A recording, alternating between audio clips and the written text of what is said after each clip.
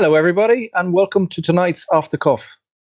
Liverpool 3, Bayern Munich 0. How good does that sound, Ben?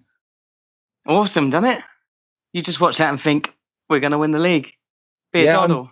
Did you hear the sound of the bus wheeling around there? Craig was just getting his driver's license ready. Yeah, we're all started on the Venga bus. There's no stopping us now, isn't there? Driving this bus, I'm going to be like fucking Otto from The Simpsons. We were lightning quick, weren't we? We just lightning quick on them counters.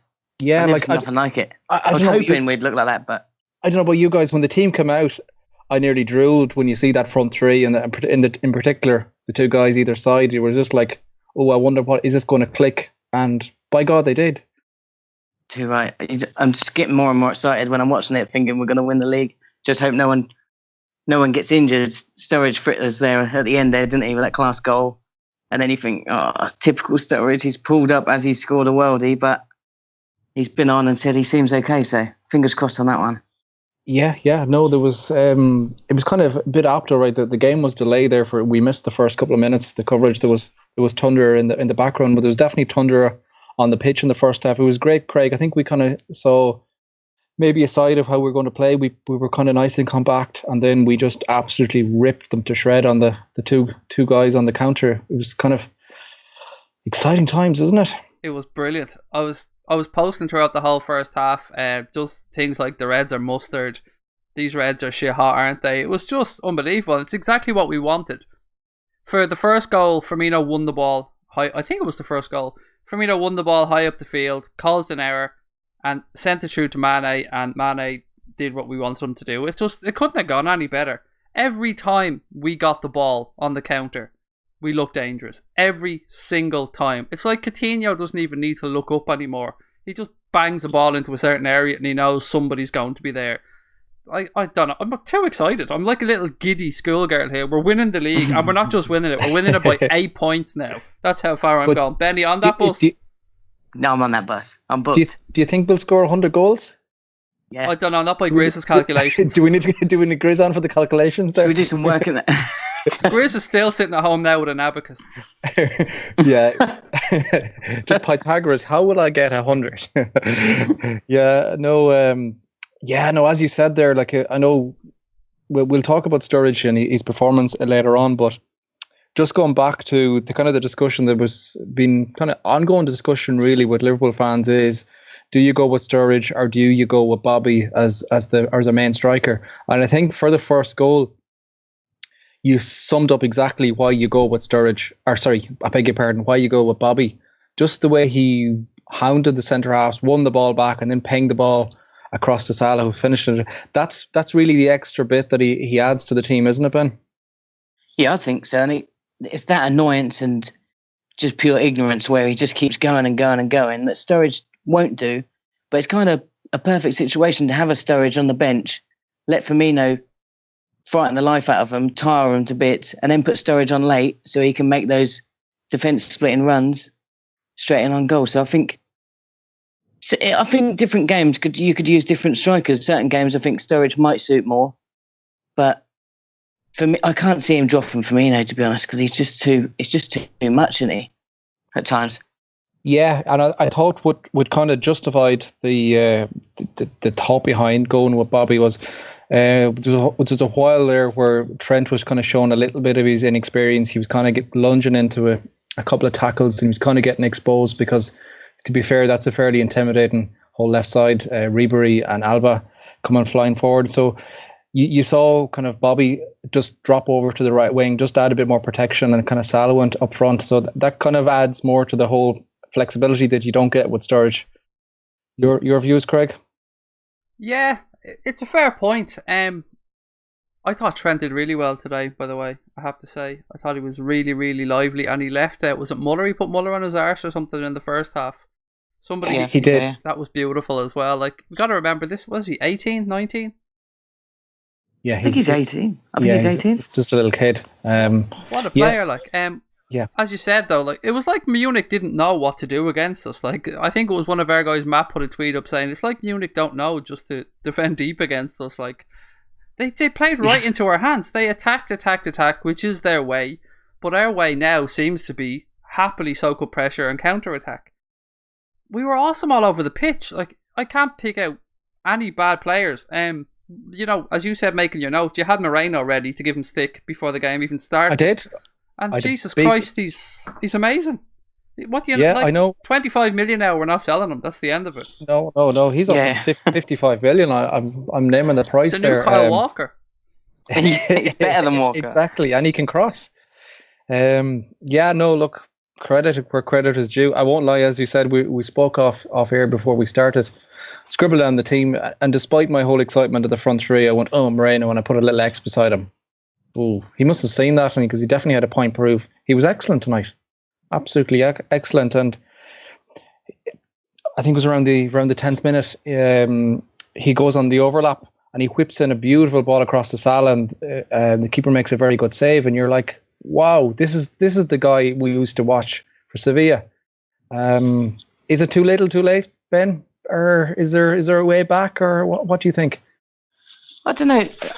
I'm sure I heard somewhere that they got offered 11 million and turned it down already. So it's obvious they're not going to let him go for scraps. So I don't know. There's a lot of games. Maybe if we can't get the right price for him, it seems like we're quite shrewd in the transfer window on certain things, on letting players go. So I can't see why not. I see if no one comes in with a decent price for him, then why not keep him and just see what happens. Obviously, if we make it to any European finals, perhaps we'll just leave him on the bench. But for the other games, definitely won't take him out for the second half. Burnley's away, perhaps we'll give him a go. He can whip in a decent ball, can't he? So I can see we knew that though. It's just the headlines now, Ben, on Twitter. Ben Webb says Liverpool are great at transfers. Did someone mention net spend? Some players. Fuck me. I've killed myself there, haven't we? Edit that bit if you don't mind, Chris. In all my excitement of the first half, there was a tackle that our centre half, who I would like to see, not removed from the club, but removed from the first team, and that's Lovren. You've heard me talk many times, summed up exactly why we need that big beast from Southampton, or from Southampton's training ground or gym or wherever he's hanging out these days. Lovren comes flying into a tackle, lunges in as only Lovren can do, and gives away a free kick. That for me still is why we need that big beast to replace him. It was the only little thing that kind of made me go, this is the only thing that might stop the party bus. But look, we won't get bogged down in it. Second goal, Manny with, oh my God, talk about doing a nuts moment. That little flick that he did, and then Moreno, is it across? It is a shot. It comes across the Salah, and it's 2-0, and we're jumping up and down. Craig, another wonderful move, and it was the second goal that we deserved for our performance, I thought. Yeah, no, there's going to be some great gifs made out of Mane's little touch there, wasn't it? The little kind of back heel with the side of the foot. It was just delicious. It was awesome. We got a little bit lucky with the deflection on the cross from Moreno, but Salah banging in the headers as well. I think that's his second header and his fourth goal in pre-season. Am I right with his fourth goal? Yeah. Yeah, you're right. You are. So 50%. The lads, two of the lads called him on the Worldcast last night for the top scorer for the team this season. He's great. I love him. I absolutely love Salah. It was one of those signings that when I heard that we were going to go back in from, I thought, you know what, that makes so much sense. But it never entered my head beforehand. But once I heard we were in from, it was perfect. And as you said, another great goal, Jonathan. It was just brilliant. It had everything. It had the overlap, the lovely touch, the cross, the header, 2-0. Munich were sulking like fuck, weren't they? Like, they really did not look. Yeah. This was like, when it gets to the stage where the ref's ruling out goals because it's not in the script for Liverpool to go through to the final. Exactly. No, I'm not trying having to stop that. The embarrassment. I'm not having that anymore. I see Hertha Berlin have a very good tweet out. It's just a photograph of the game from the Liverpool game, the result from when we played Hertha, and it just says, "No, our hard luck, Bayern. It happens to the best of us." So I thought that's quite pun. I've not seen that. Lads, we're winning the league. Let's say it again, Ben. We're winning the league. We're winning the league. Oh, absolutely. Beep beep beep. That's the sound of the victory bus. I think what summed up the performance for me was how Munich, one of the best footballing teams in the continent, just started resulting to go into Sam Allardyce's tactics of just trying to kick us off the park. And I think it's probably it's probably an indication of what's going to come for the rest of the season. There was a couple of moments there. Both Mane and Salah got kicked up the arse and got clattered late off the ball. I think we're unfortunately we're going to see a hell of a lot more than that season. But it was just it was weird to see Munich, wasn't it, result to that level. We was just way fitter than them, weren't we? Yeah, the fitness levels, and Ancelotti on the sides, it literally looked like he was scratching his head. Like they just thought they all just looked tired, and we was just up for it, and they just didn't know what to do. They just, we're going to pull your shirt or kick you up the arse to try and stop you. And then hope that the ref might disallow a few goals or take his Audi off him. It was kind of weird. It was something I didn't expect, and I didn't at all. I thought it'd be a really tight game. It was like he was saying, "Hang on, this didn't happen when we played Arsenal. What's going on?" Yeah, exactly. Are all English teams not like this? No. Do you think this is a sign of Klopp learning from last season where we made mistakes? Like getting caught on the counter lots and like when we'd all bomb forward, do you think he's learnt and thought, if we can sit deep, now we've got the pace both sides, if we can sit deep, soak it up and just flash out at teams, we can kill a game within 10 minutes.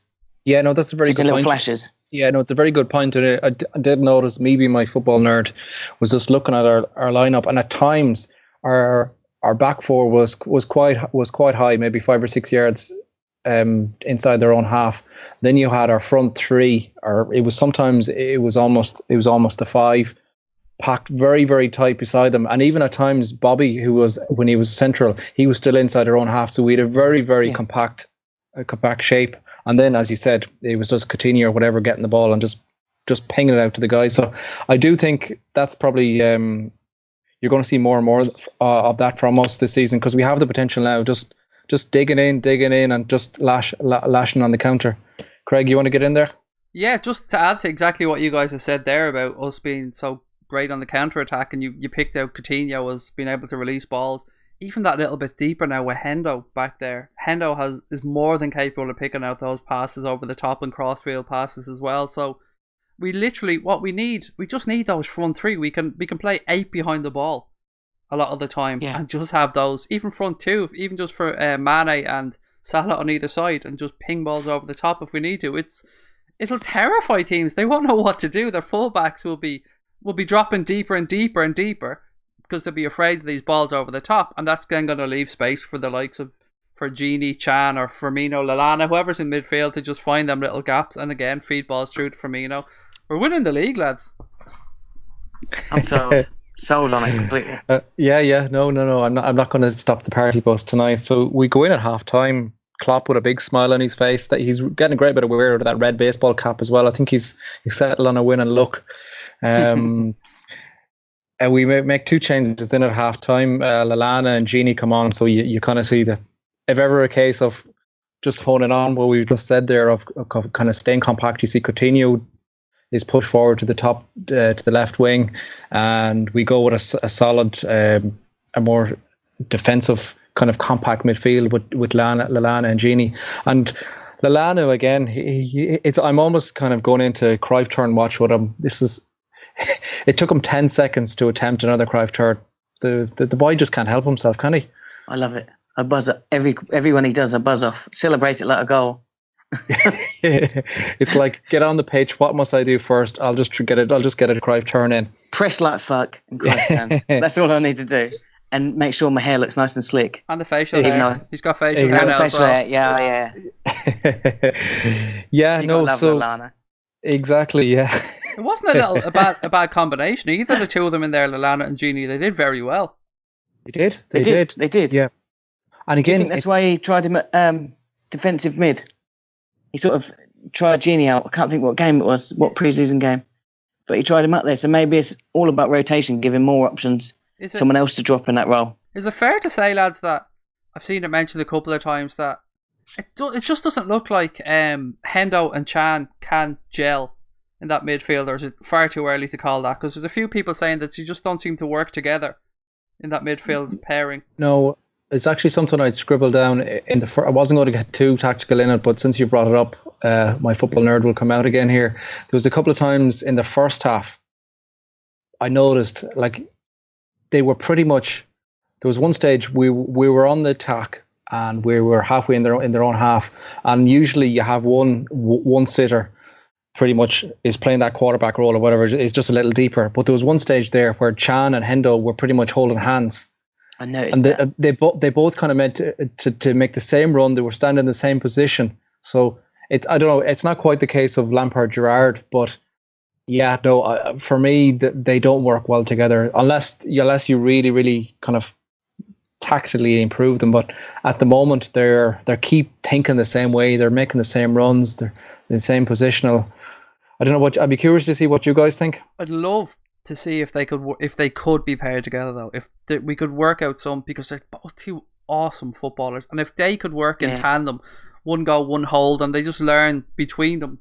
Say you go, you hold, or if they could figure something out, it would just be awesome. It would be absolutely awesome. But yeah, personally, I'd love to see the both of them as a double pivot in front of the back four. I think that would just be amazing. And then you have all our attacking players up front, and you pretty much say to the attacking players, away you go wherever you want. We'll cover, we'll hold the shape, and away you go. I think that could just blow teams apart.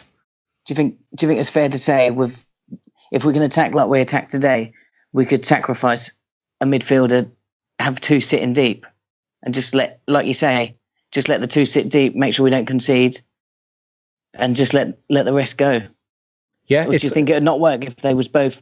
Or do you think we'd have the problem where they're both trying to be so defensive? Do you think we should just let Emre just go box to box? Just say you go off and attack and let Hendo sit? Away from home in Europe, what you're talking about there will be ideal, because we're going to sit back behind the ball and have those two players holding to kind of give the back four cover and a shield. And then, as you said, with the out ball we have out over the top and out wide, it would just be ideal. But different strokes for different games, I suppose. Jonathan, it's kind of proven as well, isn't it? Yeah, like Rafa, Julia. Well, that was Rafa's favorite system, wasn't it? He used to go Mascherano, Alonso, and then have more attacking, a three in front of that with Torres up top. I was a big fan of that system, particularly, as Craig says there, big teams away from home. Like, you're adding that structure, and then you're taking that bit of comfort off the attacking players, where they can take a risk. They can go, okay, I'm going to sit back here. I'm going to run behind this defender. I'm not going to follow him. It just adds more options. But look, the good thing is we look like that. All the players look like they're very, well, I suppose, apart from Hendo and Chan, copying each other, but the rest of the players, they look very tactically flexible. You see, like, even Salah going up front, Bobby going out the wing. There's a good bit of fluidity to our system, which is exciting, and I think it'll allow Klopp just to tweak it. And what is it I always say? Horses for courses. You're probably sick of me saying that, but it's true. We will have loads of options. But just running back to or kind of go back to the game, the second half, we didn't really take a lot of risks, did we? We kind of just stayed compact, and just pretty much pinged the ball around in the second half. It was kind of a professional kind of arrogance in a way to our football. It was much more of a training exercise, I thought, in the second half. That's the way I looked at that game. It was much more kind of, they're just working on little things, little triangles, little moves. The system was kind of sacrificed, I think, because Munich, they just sulked. I know I keep saying it, but they just looked like they sulked their way through that game. Oh, it was a case of fuck this. Yeah, I'm not going. You're playing that little match as a kid away from home, and it's pissing rain, and you just couldn't be arsed. All you want to do is come home. They look like those kids, didn't they? There was a move on the. It was the 15th minute. Now it was ruled off for Manny for offside, but there was a bit of interplay from Coutinho. He dinked a beautiful ball over the top to him, and it literally made me stand up and go, "Wow, really exciting times ahead." Yeah, definitely. Another one was Kent's little bit of magic there. Oh, I was gutted when that got. I was gutted when that got ruled out. Yeah, I was a bit confused. Was he? How long did it take? Was it the video ref, or was it the linesman? What happened was, by the time the ref realised it was 3-0 and there was no way Bayern could get back, they realised that they had to take a goal off just to make it fair again. Did he kind of go, "Oh shit, I'm going to lose my free Audi here"? Yeah, your man was waving the keys in the background up in the stand, going, "Do you want these?" Why on earth were they showing the replays inside the stadium, particularly of offside decisions and stuff? The linesman and the ref must have just been going, seriously? Yeah, there was one. You're killing me. There was one in the first half where I think it was Ribery was ruled off for offside. There was one of these touch and go ones, but they showed the replay of it, and the whole crowd are going, "Whoa!" And you can just see the linesman. He's pretty much digging himself into a hole. Do you notice that they showed the replay about 2 seconds before the ball was actually released? So they showed a line with him onside, but the ball hadn't been played yet. So he still hadn't taken those 2 steps to go offside. Like it was a complete stitch up. Yeah, it was funny, but it was weird. Like going back to I'm still going to call it a goal. It was a goal in my mind. I'm still giving to Gruij, and it's never an OG either. It's Gruij's goal, but it was a lovely little bit. It was a lovely little move. Gruij just pings it out to Kent, and then absolutely sends Rafinha to the shops. Like such a little bit of move. Comes back, Gruij smashes it off the post, off the keeper, and in. I had tweeted the preseason king strikes again. I was getting flashbacks of Barca there. But it was such a bit of skill from Kent, and he continues that bit of sharpness and that bit of swagger to his game. I've been really impressed with him preseason. He's really trying to get kept, isn't he? He sure is. To have a chance in this first team. Every time he comes on, he's really going for it, isn't he? Yeah. And you fair play to him. Yeah, you see him stepping up, taking corners as well, and there's one thing I can say about the guy: he doesn't seem to lack self-confidence. No, he's perfect when we've got lots of League Cup, FA Cup, someone that can make a bit of difference, take a player on. We should keep him. I'd like to see him floating about. Especially with Ojo going out on loan as well. That there's a chance, or there's a slot in the squad for one of the younger guys, and it'd be great, wouldn't it? They often can do that bit of magic, but lack that final ball. But he doesn't seem to lack that at all. He seems to have the confidence to just go for it. So, I'll definitely keep it. He seems to have a decent left foot on him. And there's one point you talk about Grujic there. Did anybody see where he didn't close down at one point in the second half on the left-hand side, and Klopp lost having a baby with him? Oh my you can literally hear Marco. Yeah, and pointing like it doesn't matter. We were 3-0 up. Like he was not letting him away with that. It's funny though. He can't win though, can he? Because he's been given out to him for being too aggressive, and then he steps off, and it's like just do it, just go in, throwing himself around. But a raft of changes there in the second half. Kent and Gruij, who we already mentioned. Then Klavan comes on as well, and on comes our number 15 then as well. And within 10 seconds, he's straight through in goal, and he just shanks one wide, and you're like, oh. Is that the Sturridge? The Sturridge of old probably would have pushed himself through, probably would have got through and not dragged himself so far wide. But then he goes and does an absolute, like a beautiful ball from Woodburn, and then he goes, and his goal is just typical Daniel Sturridge. That little sandwich off the left foot over the keeper, and then goes and injures himself. But what a finish, guys! Oh, it's crazy, wasn't it? I've been properly on this gravy train. I think we're going to get. I think they've sussed it. I think Cormair and the Klopp and the coaches have finally sussed out what to do with him. I think they've finally got him physically ready. That's why he looks bulked up. I think he's finally ready. We're going to have like 13, 14 Sturridge, but bulked up on steroids, ready to go.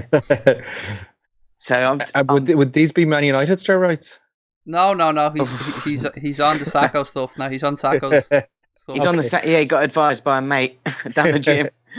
Does anybody else worry about that yard of pace though? I know we keep going on about it, and some people say he hasn't lost, some people say he has, but at times that first break you spoke about, Jonathan, where he blazed one wide, for me he looked like he was afraid to take. He kept touching the ball out left and bringing himself further and further wide rather than backing himself to go across the defender. Yep. It was absolutely. It was a little bit worrying, but then what might have made sense was at the end of the game he did say he's had triple sessions, he was very tired, and maybe he just did not want to push himself for sake of an injury like in pre-season. That's what I thought. Yeah, it was kind of refreshing to hear him be so confident in the interview afterwards, saying it's just fatigue, just cramp. So yeah, let's hope it's not and even Klopp said it's just he hopes it's just a minor strain. So fingers crossed, because whatever about him losing that yard of place, he has that killer touch as that finished showed, which we will need. We will need to unlock defenses next this season. Could we say he can almost afford to not have the pace with the rest of the pace that we've now got in the team that we never have had? As long as he has the left foot bend, he's good enough. Yeah, that's it for me. It keeps that sandwich, and even this, again, I'm only picking small things, but they strike home with me in my mind just how focused he is and how determined he is to make it this season. He spoke in his interview afterwards how he was watching the game closely. He was watching the keeper being so far off his line. How he was going to say, he was screaming out he was going to do that finish, and he could envision himself taking it. And then he goes and just runs it home. And Sturridge, I think for a while there, he looked kind of disillusioned with the game, but he seems right on the money both physically and mentally now, which can only be good for us. Yeah, true. I do wonder about this. This is what everyone's thing is. Has he lost the pace? But I do wonder where he's been so in and out with injuries, and he's always had that pressure to, as soon as you're injury free, straight back into the team, and then he'll score a couple of goals, couple of games, and then be out again. But has he had I haven't got the stats behind it, but has he had a consistent run where he can get his fitness up high enough to get that pace back? I don't think he has. I think if he stays fit and he gets sort of 10 games into the season, I think then we'll start seeing that pace if it's still in there. It might be that. I think to be fair, that burning pace has gone from him. Just be honest, I'm clutching at straws, isn't I? Yeah, no, I think you are. I think you might see a bit more sharpness. Again, he's going to have to not improve, but he's going to have to hone his game a little. He's no longer going to be able to tear away from defenders. He's going to have to be a little smarter, like what you saw against the goal of West Ham, where he's hanging on the defence and he runs through. Just a bit cuter and intelligence with the game, and he's still going to be a very useful asset for us. But you know what though? How amazing would it be if he can work with Firmino on his positioning as well, and his finishing, and these little touches in and around the box? Because that's what Firmino lacks for me. Is just he scores goals and he scores some good goals, but just that killer instinct in and around the box. Like for instance, you seen the one that he chipped over the bar against, I think it was against Hertha, wasn't it, recently? Yeah, it was against Hertha. Yeah. So there's no way Sturridge was doing that, but if they can learn from each other, maybe if Sturridge can be a bit kind of inspired by Firmino's closing down and stuff as well. I mean, if they even learn 10-15% of each other's game, we've got two amazing centre forwards. Absolutely. And Jesus, I think rock up this party bus. Special mention as well today, lads, for Karius. Didn't have much to do, to be fair. Apart from putting up with Bayern Munich moaning. Yeah, no, we played Bayern Munich in Bayern Munich, and our keeper had fuck all to do. It's incredible. I've just briefly scribbled down the stats, brief stats, so we will go more in depth later. But we had 9 shots in the box compared to Munich's 4, 6 shots on target compared to 1 shot on target from Munich. That is incredible. Playing Bayern Everton in disguise. They're Everton in disguise. It is. What got me today though was the thing that we've accused Mignolet of not doing a lot, and it was how quickly Karius comes off his line. Like I can think of at least 2 occasions in the first half where he got out, like I'm talking 10-15 yards outside his box to make clearances, and just how calm and assured he is on the ball with the ball at his feet. And there was a couple of times he didn't quite pick out his man, but in the whole he was always finding a Liverpool player. Now again, the stats might prove me wrong on this. I could be completely biased, but to me, he seemed to have very good distribution skills again today. Now, we can't say anything about his actual goalkeeping because he had nothing to do. Because he really had nothing to do. But yeah, no. Look, people are sick to death of me going on and on and on. But those little small things, and they're only small things, but they're that difference between staying at a particular level and going on to the next level. It's just keeping attacks flowing quickly, keeping the movement. There was one stage in the first half, the ball comes back to him, and rather than Mignolet would have just put his foot on it and just swung it up the pitch, and we would have had a 50-50 ball where we might have lost it, and next thing we're back scrambling. The whole shape of the team is pushed back. Whereas he just got the ball and he just dinked it over the striker out in the left wing to Moreno. It's only a simple thing, but it keeps the attack going, and then we can keep up the pressure, keep up the pitch, and just keep the whole keep the whole football moving. There was a good, like, if you want to get really nitty in it, there was a good few You're times always like that. too harsh on Mignolet, by the way. I'm sick of you bagging on Mignolet. Well, I'm the only one here that gives out about him. So that's what I'm saying. Like, Jesus Christ, exactly. Be fair to the chap, would you? Somebody has to, like, because there's Give so him many a chance. there's so many people that are pro Mignolet. I just have to try and rein it back in a bit. But yeah, look, is he going to be good enough? You don't know. He showed things in terms of what you call the basic keeping, shot handling, collecting balls, crosses and stuff like that. You couldn't judge anything about that tonight, but I was impressed with his distribution on the ball. And they're, again, I repeat, they're small things, but they're important things, and they take you on to that next level. Can I ask anything you? To say? Yeah, can I ask you about the question on this one? So yes. we've spoke that we see that they both bring different things to the game. Mignolet's a lot more assured in the shot stopping and possibly his catching and stuff. So what would you prefer? What type of goalkeeper would you prefer us to start with? Would you prefer that kind of Claudio Bravo, good with his feet goalkeeper, or would you prefer a good shot stopper and not like the old fashioned British keeper, shall we say, which Mignolet seems to be more of? I would go, bear this in mind before people ram down my throat. I would say 70% of the games, now it's a while pulling a stat out of my arse, but I'd say 70% of the games we will play will be against defensive-minded teams that will park the bus against us, particularly at home.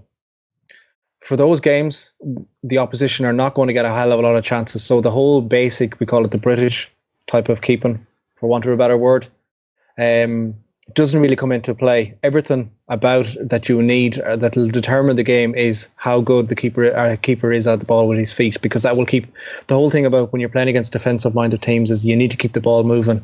You need to keep, because the last thing you want is you're playing against a defensive team and they're very good in the air. Say you're playing West Brom at home and they've a load of 6-footers, and Mignolet smashes the ball out the middle, out to Salah out in the wing.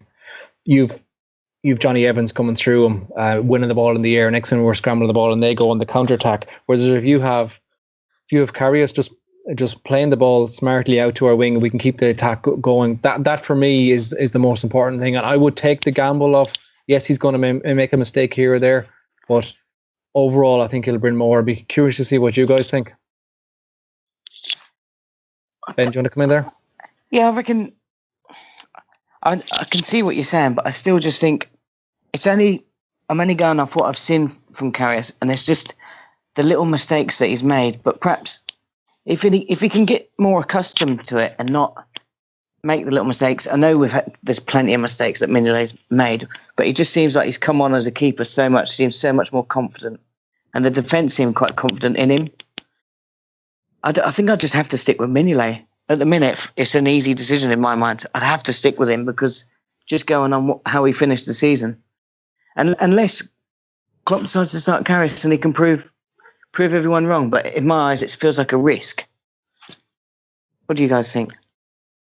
I think there's a certain level that you're going to get with Mignolet and you're not going to get any improvement with him.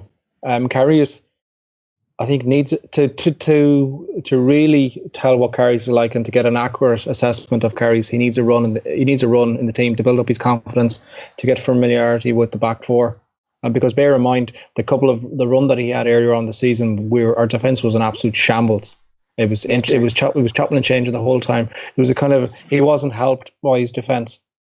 No one had no confidence in anyone, did they? So no.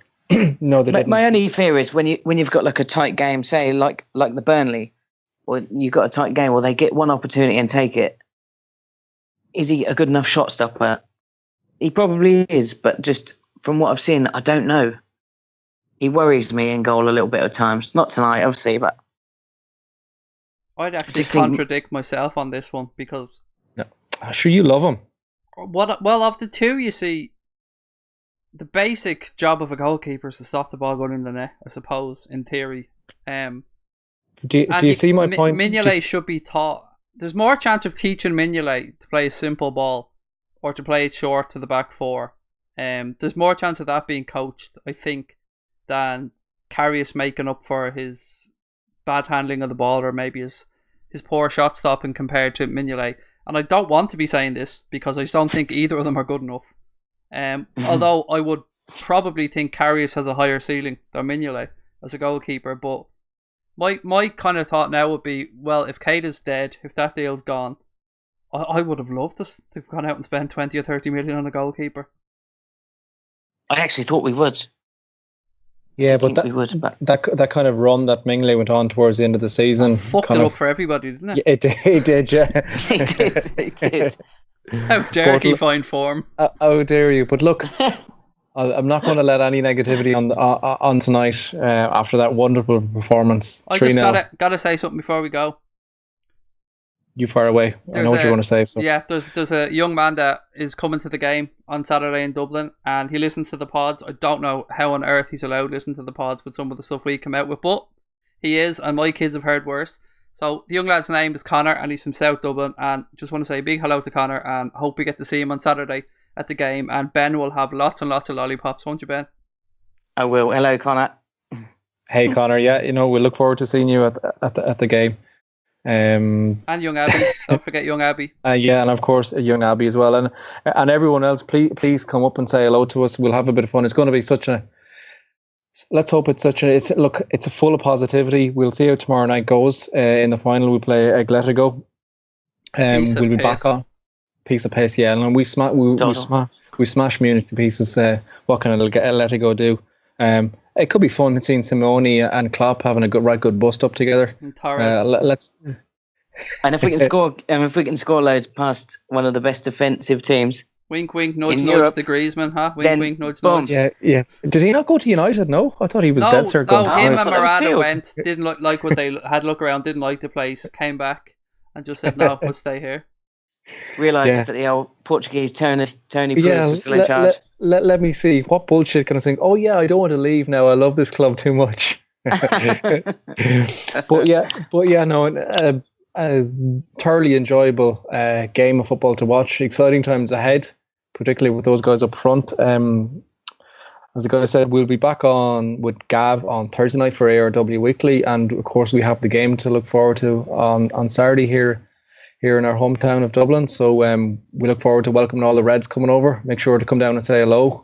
Make sure to put your hand in a pocket and buy me a pint, you miserable bastards. Yeah. Who's bringing the pyro anyway? We've got pyro. Of course, yeah. No, I don't know if you're going to get. We're Irish, bad. It'll just be a lot of potatoes being thrown up in the air. Exactly. Connor's bringing the pyro. we'll just burn a packet of potato there, and that'll be our pyro. So you'll see some colour off them packets. Spud guns. So just in case anyone can't find us, Gav will be the guy with the bag of cans, and Ben will be the guy with the sweets, handing them out to everybody. So just keep an eye out. Come up and say hello, and. We'll talk to you all soon, lads. Up the Reds. Up the Reds.